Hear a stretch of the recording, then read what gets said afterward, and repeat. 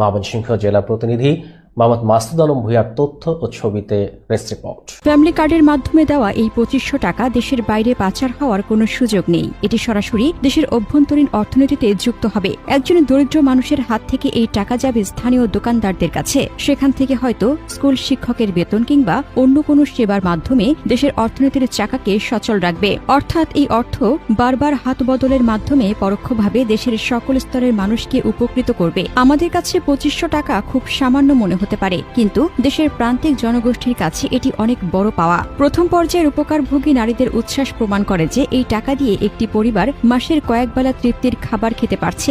এই কর্মসূচির সমালোচনা না করে বরং এর সুষ্ঠু বণ্টন নিশ্চিত করা প্রয়োজন। যদি কার্ড বিতরণ ও অর্থ হস্তান্তরের প্রক্রিয়াটি স্বচ্ছ ও জবাবদিহিতার মধ্যে থাকে, তবে এটি হবে দেশের দারিদ্র্য বিমোচনের অন্যতম কার্যকর হাতিয়ার। তাই সাধারণ নাগরিক হিসেবে আমাদের উচিত এর সঠিক বাস্তবায়ন তদারকি করা।